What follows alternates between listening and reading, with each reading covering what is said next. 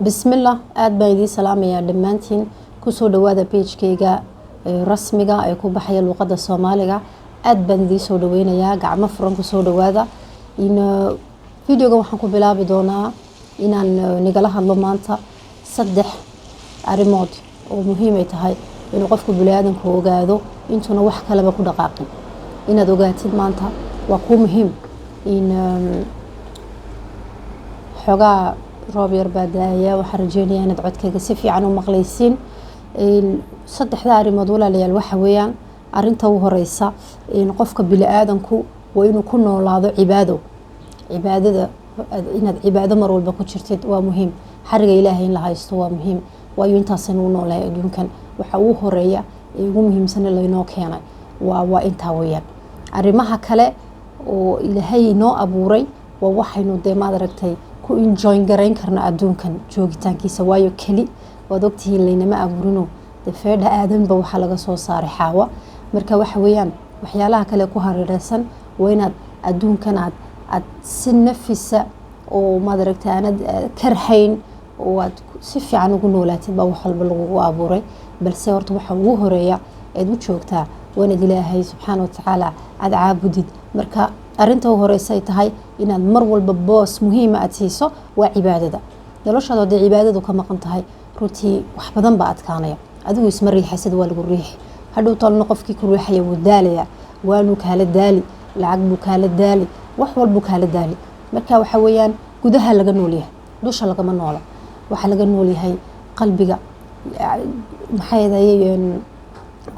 gudaha laga noolyahay qofka bini'aadanku uu ku dadaali karo cibaadada uu boos muhiima siin karo okay cibaadadu waa tuu horeysad u baahan tahay kuma dheeldheeli kartid kama boodboodi kartid hadba sidaad u haleesho ma arrimaha kale ma horumarin kartid may cibaadadu waa number 1 weeyaan wanaad cibaadada horta xoojisid xariga adiga ilaahay inaga dhexeeya qofka bini'aadanku inuu xoojiyo ballantaa u horeysa dad ka soo bixi weydo ballanada kale way kugu adkaanaysaa saad uga soo baxdo walow aad ka soo baxda ballamo kalood leedahay waa midaad rafaad ku gaadho weeyaan marka waxa muhiima inaad ilaahay horta xiriirka rabbi iyo qofka iyo cabdigiisa ka dhexeeya qofku inuu aad iyo aad u wanaajiyo maad aragtay uu ku dadaalo uu siiyo booska ugu horeeya waa cibaadada qofka bini'aadanku taa kama maarmay arrinta labaad qofku una ka maarmayn waxaa ka mid a inuu xor noqdo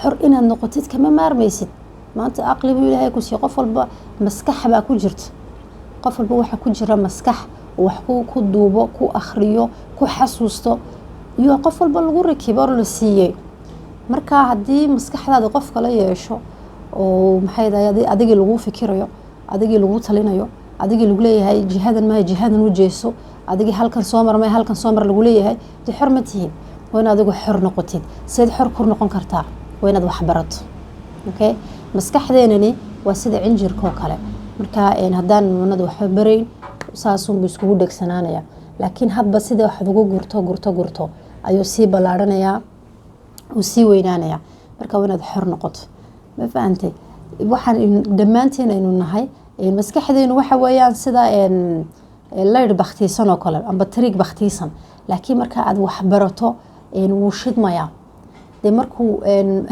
maqsindhan oo mugdiyey markuu shidmo dee markaa si fiican ba wax loo arkaa arrinta labaad oo qofka bini'aadankuuna ka maarmaynin waa inuu wax barto okay markaad wax barato waxbaa kuu kordhaya indhahaa kuu furmaya caalamkaad ogaanaysaa si arrimuhu wax u socdaan wax baro si aad u yeelato power qofka power buu yeeshaa markuu wax barto aqoon la-aan waa iftiin la-aan maaha un 1+1 baro waa inaad buugaga aad iyo aad u akhrisatid waayo waxaa ku jira buugaga aad akhrisanayso arrimo qofka kuu soo qoray uu 10-20 sannadood ay ku qaadatay inuu ku barto amba maad aragtay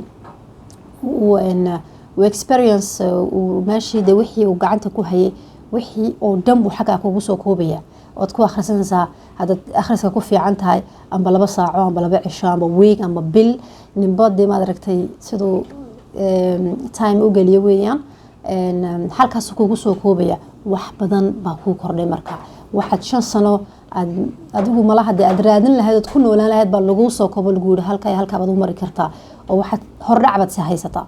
waayo waxa wanaagsan qofku markuu wax raadinayo wax loo sheego wax lagala taliyo inuu markiiba dariiqiisa ka qaadane oo bal isagu kiisa uu raadsado balse uu tixkaliyo hordhac la siiyay. xor waxa tahay markaad wax baratid, xor waxa tahay markaad buugaagada akhrisanaysid aad kala soo baxdo macdanta ku jirta. waayo buug walba macdan baa ku jirta. waxa ku jira maxaa la yiraahdaa in qofka wax ku soo qoray noloshiisii oo dhan wuxuu uu soo arkay, uu soo maray, uu soo jajabay, uu soo kufay ayuu ku soo koobaya. marka waxa weeyaan in de akhrisun maahe tacliintana inaad ku dadaasho. xor baad markaa noqonaysaa, adiga iswada ee laguma wado. ma fahantay? dariiqaad qaadanaysa waad qaadan, fikirkaad diibanaysa waad diiban oo lagu fikiri maayo in waxaad markaad pointigaad ka qabtid bas sida wax u arkaysid way ku sawirmayaan. waayo waxa tahay qof wax bartay, qof experience leh, qof ma aragtay aan jaahil ahayn. marka qofka bilaadanku marnaba kama maarmayo inuu xor noqdo. xornimaduna runtii waxay badi ku xiran tahay qofku inuu wax barto. markaad wax barato adaa iswadaya ee laguma wadayo. marka taasi waa muhiim. arinta labaad waa taa. arinta saddexaad uu qofka bilaadanku u baahan yahay haddii horumar tahay wax walba ku dhaqaaqayo walaal waxa weeyaan inaad balaan yeelatid. aroortii intaas ka soo toostid unda ma aragtay ma oran kartid talo maanta maxaan ku dhaqaaqaa. qofku inuu balaan ku socdo. balaanku waxa weeyaan dhinacay doonto ha noqoto. maanta hadaad doonaysid inaad tacliin intaad maantadan bilowdo aad dhamayso balaan waa inaad ku socotid. hadaad doonaysid inaad qoys yeelato waa inaad balaan ku socoto istiraahid halkee wax ka bilaabi karaa. dee kule waa inaan shaqo helo, inaan xogaa yaroo lacaga urursado, inaan amba zawjad fiican aan ilaahay la kulansiiyoon helo, inaan guri aan diyaarsado. in qofku balaan buu ku socda. waxa weeyaan qofka bilaadanka haduuna balaan haysan saacada ka dhacaya, jihada ka lumaysa, waxyaalo kale ku mashquulaya. marka wallaahi way adkaanaysaa qofkaasi inuu heer gaaro.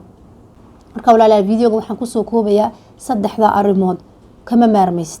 waa muhiim hadaad doonaysid inaad insha Allah aad heer ka gaadho waxaad niyada ku hayso, aad noloshan ka gaadho heer wanaagsan biidnillaah. waa ku rajeynaya Ilaahay inuu ku qoro in saddexda arimood kama maarmaysid oo ah cibaadada waa inaad boos muhiim siisid. arinta labaad waxa weeyaan inaad xor noqoto. xor waxa lagu noqon karaa maanta waxbarashada qalinkaaga maskaxdaada oo aad leerka u shido. maskaxda marka leerka loo shido si fiican baad wax u arkaysaa.